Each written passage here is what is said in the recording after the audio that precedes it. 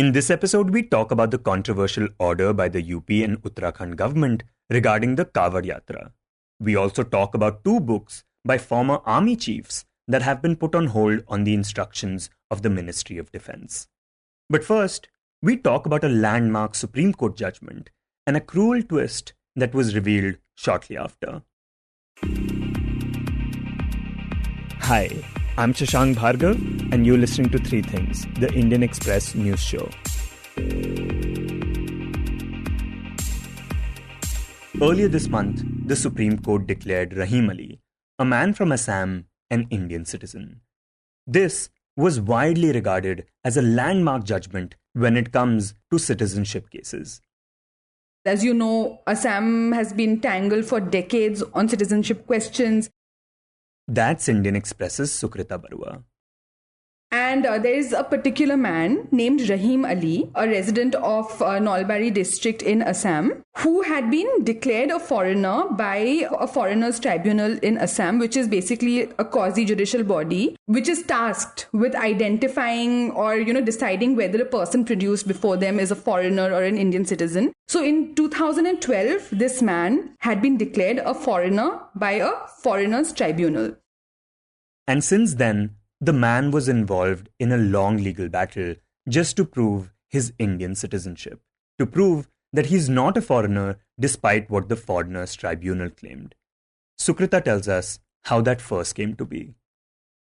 So there's something that called the border police in Assam, which is tasked with identifying suspected illegal immigrants. So he had received a notice from the border police back in 2004. And then this case came before the Foreigners Tribunal. And the order that was passed against Rahim Ali was done ex parte, which means that it was done in his absence. He did not appear before the Foreigners Tribunal. Therefore, he did not defend his case. And because of a section in the Foreigners Act, which states that the burden of proof of proving whether or not a person is a citizen or a foreigner lies on the person who is accused. So it was for Rahim Ali to defend his case after it was alleged that he is a foreigner. So because he did not appear in court, he failed to discharge that burden of proof, said the Foreigners Tribunal, and declared him a foreigner. So after that, he said that I was not able to attend because of medical problems. So he pled against the FT order in the Guwahati High Court. The Guwahati High Court dismissed that petition in 2015. The matter later went to the Supreme Court, which in 2017 actually sent the case back to a Foreigners Tribunal. And said, okay, the last time you said he was a foreigner because he was not able to defend himself, let's give him a chance to defend himself. So hear the case on its merit. And then again, the Foreigners Tribunal declared him a foreigner, saying that there were some discrepancies in dates and spellings in the documents that he submitted. And so he was declared a foreigner yet again. It was only 12 years later, once the matter reached the Supreme Court again, that all the previous orders were overturned and he was finally declared an Indian citizen.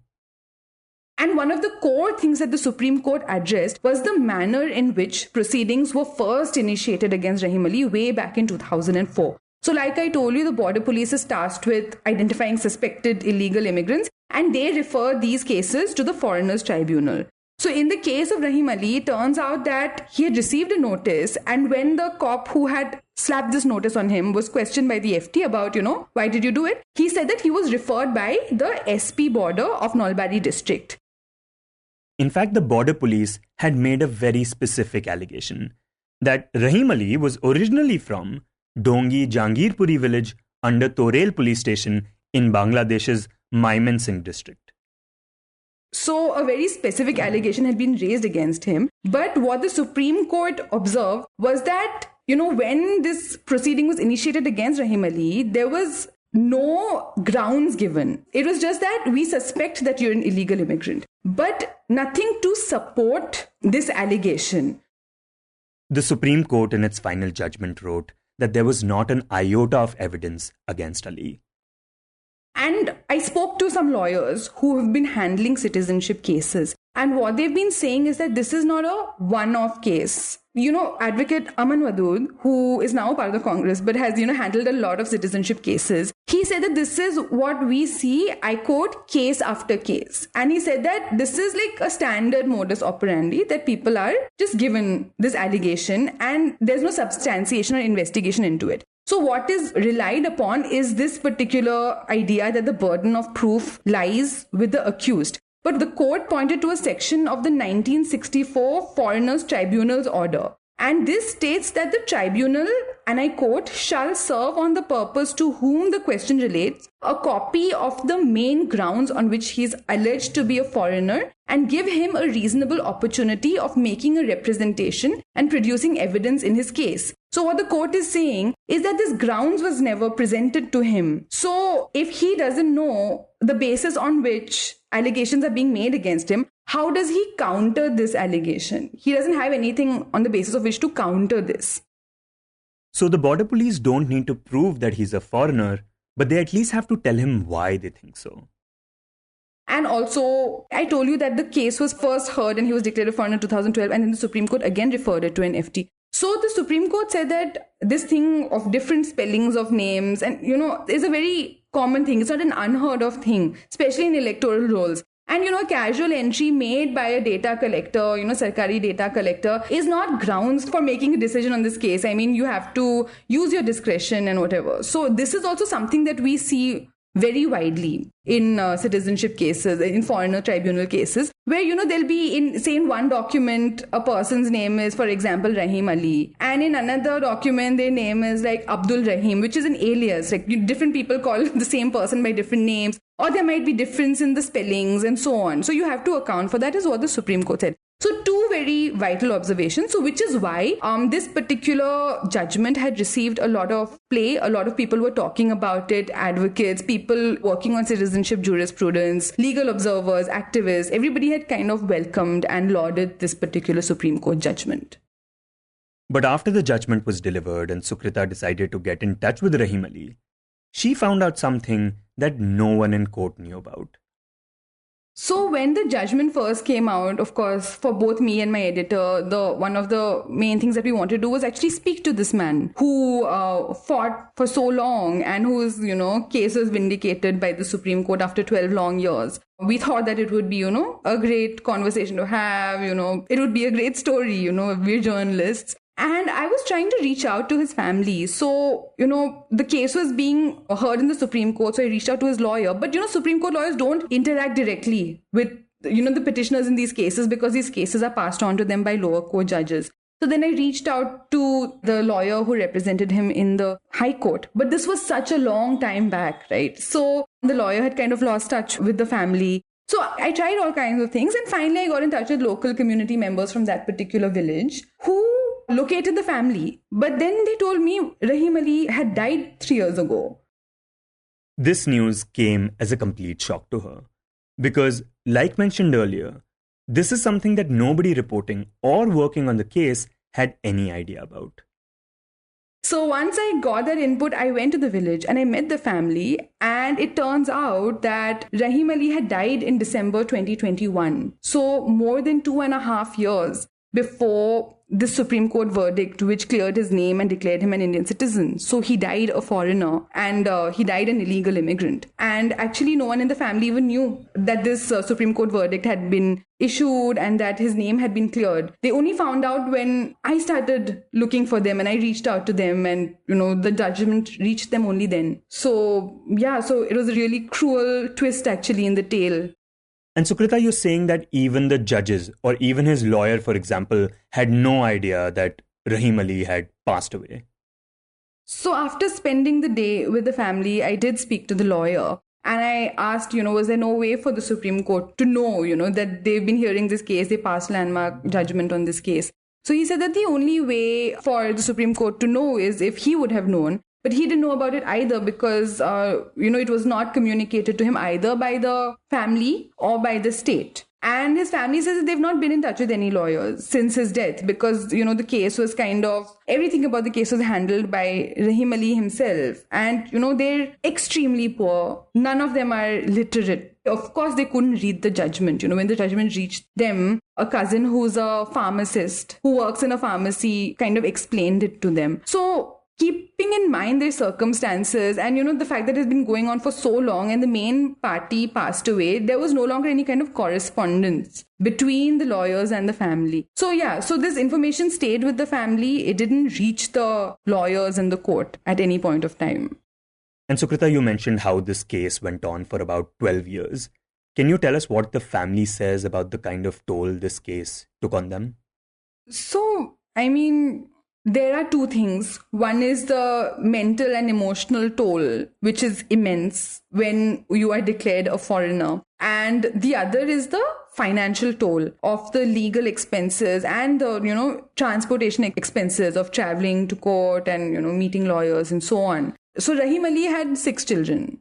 And one of his sons estimated that the family's expenses over this entire period would amount to around rupees 2.5 lakh. And this is a family of agricultural laborers. So that's a huge amount. So he says that, they had 4 cows, they sold 3 of them, they sold 5 goats. They sold 1 katha, like a plot of land that belonged to Rahim Ali's father. They have 2 bighas of land in their village. So they mortgaged one of those. He said that they haven't had any savings over the years because, they still live in a kacha house. They tried to build a pakka house, but, it never took off because they were bound down by this case. So that is the financial aspect of it, which is immense. And then, of course, there's the emotional and mental one. So his wife, Hajara Bibi, had said that in the first 3 months after he had first been declared a foreigner in 2012, he didn't spend nights at home because he was afraid that the police would come and, I quote, take him away. So, the fear of being taken to detention or being separated from his family. So he would spend the day at home, but he would leave at night in the fear that police would come at night. So this was a 10-year-long ordeal for Rahim Ali. And, his wife, there's this particular line from this story that has, touched a lot of chords. It was a very poignant line by his wife. And she told me, and I quote, "What is the point now? The fear that he lived under of being taken away died with him. If they still wanted to call him a foreigner, what would they have done? Picked him up from his grave?" So, in a way, the family's tensions also ended almost in a way with Rahim Ali's death. But this whole verdict thing was really bittersweet because his name is cleared, but he didn't live to see it. And Sukrita, during all this time, were Rahim's family members also under a cloud of suspicion? Was their citizenship also under question? So a curious thing in his case is that he was the only member of his family with a citizenship case on him. So nobody else from his family has actually received any kind of notices or had any kind of citizenship cases proceeded against them, even though their village, Kashimpur, villagers say that multiple people have, citizenship cases slapped against them and 3 people have actually been taken to detention camps. But one thing that, the family is positive about after this Supreme Court judgment is that this potentially, ends any kind of doubt about the rest of their citizenship. So, the question of any of them now receiving a citizenship case, they believe will be addressed once, with this judgment in hand. And Sukrita, this case obviously speaks to the kind of situation that people who are labelled foreigners find themselves in. So can you talk about this problem in the state and whether this judgment will have a bearing on other such cases? See, the Supreme Court judgment sets a precedent. So when these cases are heard, maybe some of the observations, they should play a bearing in these kinds of cases. And also, at the very last line of the Supreme Court judgment is that this judgment should be circulated to all. So there are 100 foreign tribunals in Assam. So the Supreme Court has directed that this judgment be circulated to all. So even the Supreme Court is anticipating, is hoping that, what they are saying about the manner in which proceedings are initiated against people, the way in which they are questioned and interrogated, or, how they are tried, keeps in mind these observations made by the Supreme Court. There are a huge number of people who are still, cases that are still pending with the foreigners tribunals. Till the end of last year, there were 94,000 cases that were still pending. And till date, nearly 1.6 lakh people have been declared foreigners by the foreigners tribunals. So the day after Rahim Ali's story, was released by the Indian Express. The Indian Express had an opinion, section in its paper about this particular case. And the question that the newspaper has raised is how many of these 1.6 lakh cases were, a similar miscarriage of justice? And will the state or can the state compensate these people for their trauma, their time, and the expenses incurred? So these are all questions. And I think, these are questions that have been lingering in Assam for decades now. But Rahim Ali's case is so stark. A person who waited for justice for 12 years and it came too late and no one knew about it, kind of has thrown new light, or has once again put these questions into high focus. And next we talk about the controversial orders that were issued by the UP and Uttarakhand authorities regarding the Kawad Yatra. Every year, during the Hindu calendar month of Shravan, thousands of devotees of Lord Shiva carry pitchers of holy water on their shoulders, balanced on decorated slings known as kawads. This water is used by the pilgrims to worship Shivlings at different shrines. Those in western UP and states like Punjab, Haryana and Delhi generally travel to Uttarakhand, while devotees from Ayodhya and nearby districts go to the Bhagalpur district of Bihar, where they take the holy water and travel to Deoghar in Jharkhand. And while traditionally devotees walked barefoot, the journey is now often carried out in trucks and other vehicles. And in preparation for it, the local police usually places certain restrictions, blocking one side of the road, for example. But this time, the local administration in UP issued orders that prompted widespread outrage. Indian Express's Dheeraj Mishra tells us about it.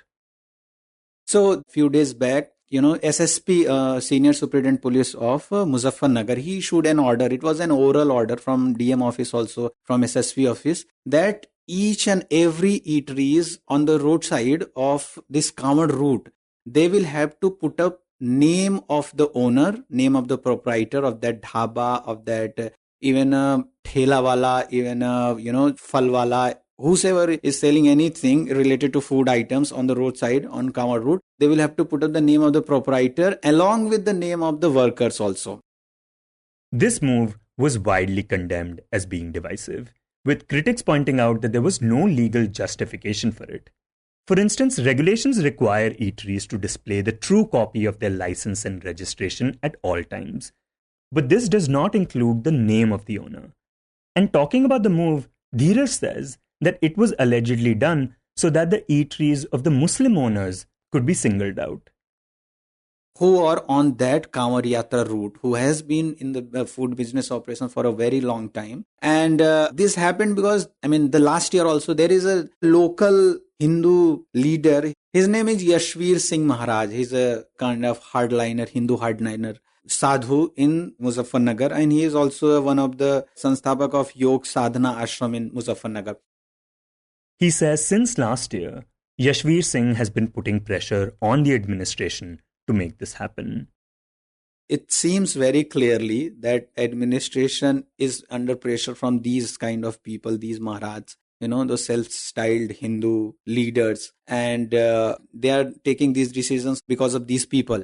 And what government claimed, what government said in justification of these orders, they are saying that we are trying to maintain the law and order, number one. Number two, we do not want to give any chance to any people to do something which will go against the law. And they are saying that if we will put up the names on cart, on shops, on dhabas, hotel, everywhere, Kawadias will not have any option to file a complaint. But what's important to note is that Kawad Yatras have been exerting a lot of pressure on the law and order of UP and its neighboring regions. And over the past few years, have made headlines for all the wrong reasons, including road accidents, stampedes, devotees destroying public property, and even attacking police officials.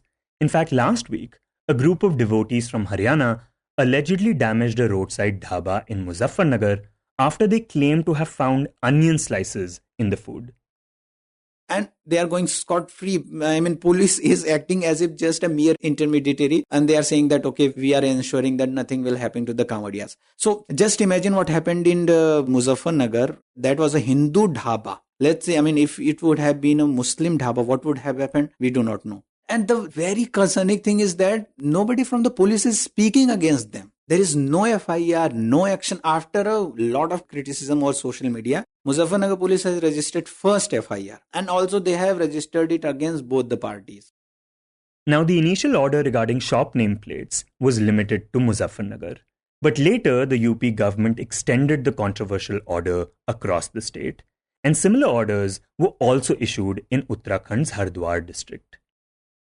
Government did not take any step back, and they stood by this and saying that we are doing this for the law and order. But I think they did not go into the other part, which is much bigger, which is elephant in the room, that, this is a kind of promoting hatred. Why will you force anybody to put up their names? So yeah, I mean, at one side, people are going on march on some spiritual journey, and on the other side, a different kind of modus operandi of promoting hate, enmity has erupted. But following these orders, a number of petitions were filed in the Supreme Court, including one by the NGO Association of Protection of Civil Rights.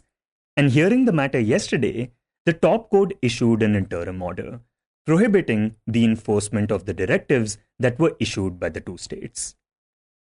So Supreme Court yesterday gave a very clear order that, nobody can force any owner, any eatery owner or proprietor to display their name. However, court also said that, you will have to give a list of menu, whatever you are serving to the customers. And, the argument of the petitioners was that there is no law that gives police commissioner or SSP power to issue such orders. And they also said that these directives promote discrimination solely based on religion and caste identity, as they do not require the display of food items being served or a statement that no vegetarian or non-sattvic food is being served, but only the display of religious or caste identity explicit in one's name. Now, while these orders were heavily criticized by the opposition, it is noteworthy that even BJP's allies spoke out against it, including LJP's Chirag Paswan, NCP leaders Praful Patel and Ajit Pawar, and the RLD chief, Jayant Chaudhary. Jayant Chaudhary, he spoke, very much against to this order because he comes from that area. He has a voter base also in Muzaffarnagar, Bagpat, all these Jat-dominated areas. He said that, how can this happen in an area where Hindus and Muslims have been living for a long time? And this has been going for many years. And he said that, it seems that somebody took this order without going much into the detail, without thinking that what can be the repercussions. And he said that, this is completely baseless. What if, will we have to put our names, will we have to write our names on our clothes also to identify that who is Muslim, who is Hindu? मुझे लगता है ज्यादा समझ के फैसला नहीं लिया, फैसला ले लिया तब उस पर टिक रहे हैं। जहां तक वेज और नॉन वेज की बात है उसमें सेंस है। अगर कोई वेजिटेरियन है वो उसको ये प्रमाणित होना चाहिए कि जो पदार्थ उसमें है वो सारे वेजिटेरियन हो, जो प्रक्रिया है बनाने की वो वेजिटेरियन हो। किसके हाथ से बन रही उसका क्या मतलब? मुसलमान वेजिटेरियन है और हिंदू मीट खाने वाले भी हैं। जी टायर पंचर पे भी लग रहे हैं आप तो नाम के बोर्ड क्या? पहले तो खाने पीने की दुकानों पर था, टायर पंचर कहाँ का लगाओगे? अब कुर्ते में भी लिखना शुरू कर देंगे अपना नाम कि देख के हाथ मिलाना है। So from the day one, opposition is clearly speaking against such order, including Samajwadi Party, Congress and other parties as well. But this is a kind of setback for BJP also, because their alliance partner have started speaking against such order, including, as we talked about, Jayant Chaudhary. And also this order from Supreme Court. So it's a kind of, I would say that this is setback for the BJP, and I'm sure that they will have to take a step back on this.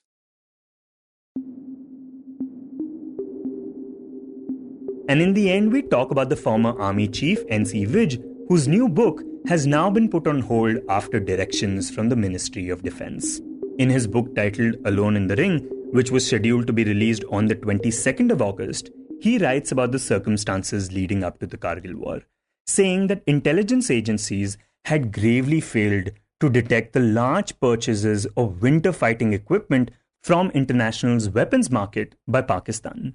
The book also claims that the Research and Analysis Wing, India's foreign intelligence agency, had given an inaccurate assessment of the chances of a war with Pakistan. This information came to light after excerpts of the book were published online, including in the Indian Express. But around the same time, the Ministry of Defense also issued a notice the publishers were asked by officials in the army headquarters to give the book for vetting, leading to the delay in its launch. General Vij was DG of military operations during the Kargil War and Vice Chief of Army Staff during Operation Parakram, and coordinated the largest mobilization of the army.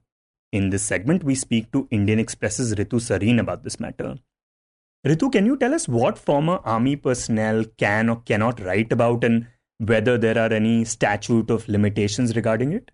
Yeah, so this is a bit of a grey area, and there aren't any rules and regulations that precisely stipulate that retired army officials are supposed to give their books for vetting. So what is relevant here is the army rules of the year 1954 pertaining to serving army officers.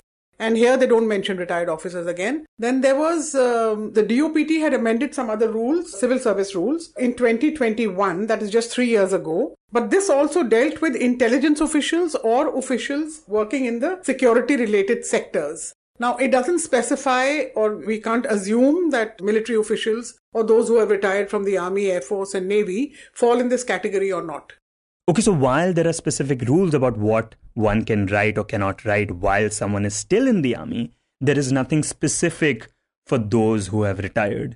And in fact, it's not just General Vij, even the former Army Chief General Naravne's book has been stuck for a while. Could you talk about what both these army chiefs said when you reached out to them? So the instance of General N.C. Vij, who retired way back, by the way, he retired way back in 2005. So he himself has told me that how can we keep a secret for 21 years, And the other case, of course, is Mr. General M.M. Naravane, who retired in 22. And what is also important in these two instances is that there's the publisher and there's the author. Now, who should send the manuscript for vetting, if at all? Should it be the publisher or should it be the author? And what is interesting is that in both these cases, the defense authorities asked for the manuscripts after extracts were published in the media. That is the common thread between these two instances. Right, and it is odd that we don't already have rules established for this. Tell us, have we seen such instances in the past as well? See, these two cases have come up in quick succession of each other. Like, while I don't have the exact date, but I would imagine that General Naravane's book, which is titled 4 Stars of Destiny, has been held up now for 6, 7, 8 months. So that's touching a year. And the publishers are not talking about a release before the end of the year. And the other book, of course, was, the manuscript has gone to the defense forces just about a few days ago. And this has happened within a few months of each other. But we have asked for a list of all manuscripts in English as well as other languages which are lying for clearance. Let's see if we get the reply. And we did get to know about 2 other manuscripts presently lying for clearance. And that is of 2 books written by Lieutenant General Satish Jua. Those are with different publishers also. So as of now, we could track 4 manuscripts which are lying, awaiting clearance with the defense forces. You were listening to 3 Things by The Indian Express. Today's show was written and produced by me, Shashank Bhargav, and was edited and mixed by Suresh Pawar. If you like the show, then do subscribe to us wherever you get your podcasts. You can also recommend the show to someone you think will like it, share it with a friend or someone in your family. It's the best way for people to get to know about us. You can tweet us at Express Podcasts and write to us at podcasts@indianexpress.com.